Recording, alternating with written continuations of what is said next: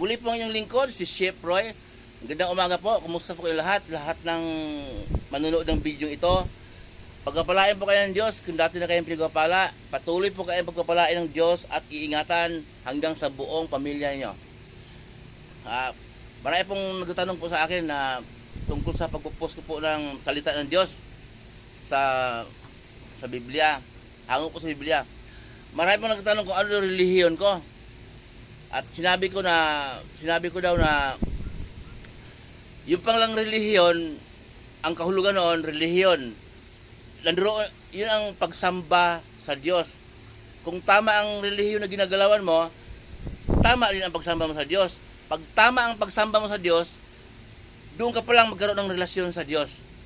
Yun po yun. Yun po, kahit na matulungin ka, kailangan din mabait ka, pero mas kailangan din makipagrelasyon ka sa Diyos. Hindi po pwede ng kabaitan lang, wala kang relasyon sa Diyos. Hindi po counted yun, ha? Biblical po yun. Pero kagabi po, yung DJ namin na si Ken, sabi niya, tinatanong doon ng mama niya kung ano ang relihiyon ko. Kaya,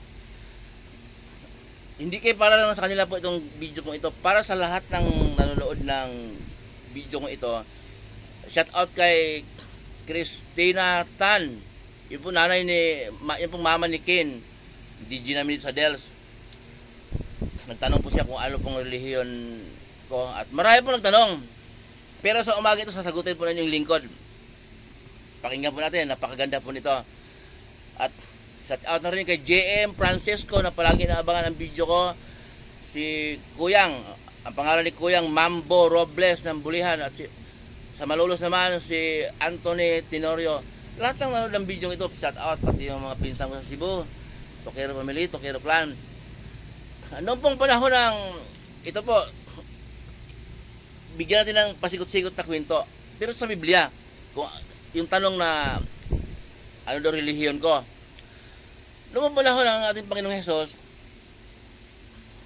nagtatag na ang Diyos ng relihiyon, ang Diyos na makapangyarihan sa lahat. At si Jesus po ang ulo ng relihiyon. Kasi nga, ang kalooban ng Diyos Ama ay sundin ang turo ng ating Panginoong Hesus. Sundin natin ang turo ng ating Panginoong Hesus. Kasi Kristiyano na tayo ngayon. Wala na tayo sa batas ng Israel. Okay? Kaya Kristiyano tayo. Ang turo ng ating Panginoong Hesus ang ating pamumuhay araw-araw. So may tinayo ang Diyos ng relihiyon.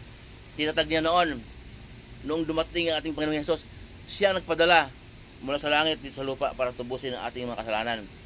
Pagdating ng ating Panginoong Hesus, nagtatag ang Diyos ng relihiyon, at si Hesus ang ulo ng relihiyon, pangulo. At noong bago umakyat sa langit ng ating Panginoong Hesus, sinabi niya sa kanyang alagad na kung paano ako isinugo ng aking Ama, gayon din isinugo ko kayo. Okay? Nang pag-akyat ng ating Panginoong Hesus sa langit, nagsimulang magturo at mangaral ang kanyang mga alagad. At inutos ng Diyos na isulat sa Bible para sa panahon natin ngayon.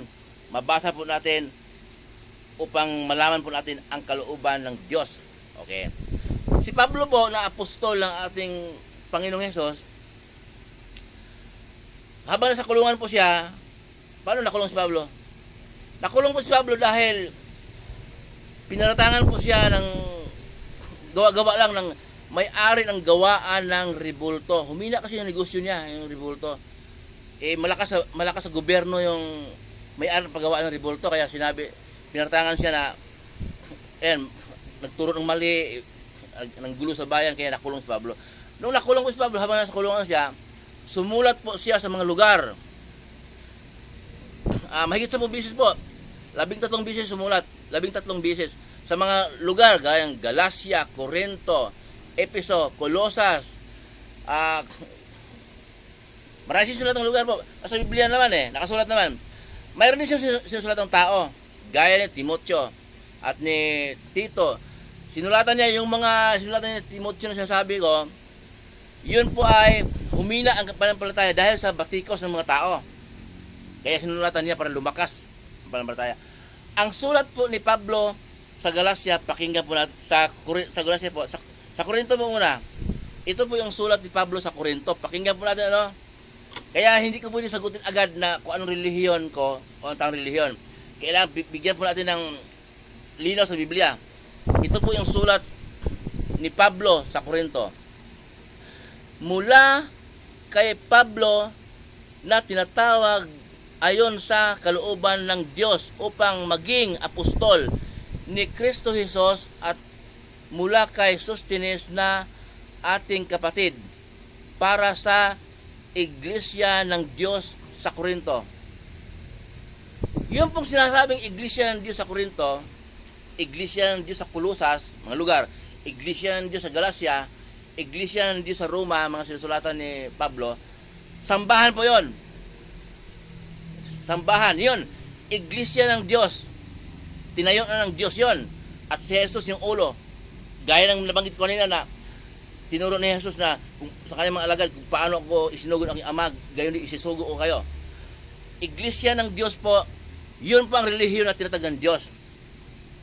Aanib lang po tayo. Hindi tayo pwede magtayo. Yung mga relihiyon na alam natin ngayon, tao ang tayo yon. May pizza, may buwan o may taon kung kailan tinayo. Siyempre, kumuha pa na sa pamahalaan ng permit yon, nakarehistro yon. Kung paano ang member nila, kung paano ang bigayan. Tao po lang tayo noon. Pero ito po, basahin sa Bible. Yun po ang tamang relihiyon na tinatag ng Diyos. Iglesia ng Diyos. Sa mga, yung pong ibig sabihin ng Iglesia ng Diyos po, ang Iglesia ng Diyos, hindi lugar, hindi building ang Iglesia. Bakit sinabi ni Pablo, Iglesia ng Diyos sa Roma, Iglesia ng Diyos sa Corinto? Ibig sabihin po, ng Iglesia, mga pinili ng Diyos at mga tinawag at mga naglingkod sa Diyos, pinagsama-sama ng Diyos. Pag nabuo na, yun ang tawag ng Iglesia.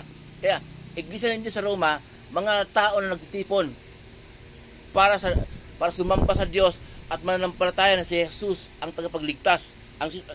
Na sumasampalataya na si Jesus ang daan upang makarating sa kaharian ng Diyos Ama. Yun po ang ibig sabihin ng Iglesia. Tinipon ng Diyos. Kaya, sambahan doon sa Corinto, Iglesia yun ng Diyos. Yun ang pag ulitin ko po ha, ang Iglesia hindi building, hindi lugar. Pag walang tao doon, wala yung mga tinipon ng Diyos, building lang. Hindi yan Iglesia ng Diyos. May Iglesia din naman Diyos na nasa bahay ginanap. Ibig sabihin yung Bible study. Kahit hindi linggo, kahit na nasa nagtuturo yun kung anong araw na kailangan yung available siya. Iglesia ng Diyos sa bahay naman ginawa. Pero yung sambahan po na tuwing linggo na sasabi na Iglesia ng Diyos sa Roma, Iglesia ng Diyos sa Corinto, sinusulatan ni Pablo, yun po ang kahulugan noon ng Iglesia, tinipon ng Diyos. At ang Iglesia po, para maintindihan po natin na tinatag ng Diyos yan, yung Iglesia ng Diyos, yun po ang dahilan. Kaya namatay ang ating Panginoong Hesus. Kasi ang dugo ng ating Panginoong Hesus, yun ang maghuhugas ng ating mga kasalanan. Yun ang maghuhugas ng ating karumihan. Kaloob po ng Diyos Ama yun. May basahin po ako uli sa Gawa. Pakinggan po nito ha. Para malaman po talaga kung ano ang iglesia, ano yung iglesia o ano yung tamang relihiyon. Gawa 20:28. Pakinggan po ninyo. Ingatan ninyo ang inyong sarili at ang buong kawan na inilagay ng Espiritu Santo sa inyong pangangasiwa. Pangangalagaan ninyo ang iglesia ng Diyos na kanyang tinubos sa pamamagitan ng dugo ng kanyang anak. Yung iglesia ng Diyos po na relihiyon na tinatag ng Diyos, tinubos niya sa pamamagitan ng dugo ng kanyang anak, ating Panginoong Hesus. Ang ating Panginoong Hesus, anak ng Diyos at Diyos din siya. Bumaba mula sa langit, bumaba sa lupa para magkatawang tao, para magkaroon ng dugo. Kasi ang dugo ng ating Panginoong Hesus, yun ang panghuhugas sa ating mga kasalanan. Yun ang panghuhugas sa ating karumihan. Kasi kung ang Panginoong Hesus, Diyos siya, bumaba sa langit bilang Espiritu, wala siyang dugo. Kaya kailangan magkatawang tao siya para may dugo. At magkatawang tao siya para mangaral sa tao. Magsalita bilang tao. Pwede na Espiritu mangaral. Pwede ba yun? Hindi nakikita. Hindi matakot ka. Matakot yung mga alagad. Pagtatakbuhan. Kaya magkatawang tao talaga. Si Jesus po, may doktrina na tao lang. Mali po yun. Si Jesus po, tao. 100% tao. Kasi nagkatawang tao. 100% Diyos. Tao yung katawan. Pinanganak ni Maria. Pinaghanda ng Diyos Ama ng katawan. Pinanganak ni Maria. At ang loob, sa loob niya, ang Espiritu ng gumagalaw. Diyos. Muli po ang inyong lingkod. Mabuhay po kayo. Ingatan po kayo ng Diyos. Patuloy kayong ingatan ng Diyos kahit saan kayo kaparoon.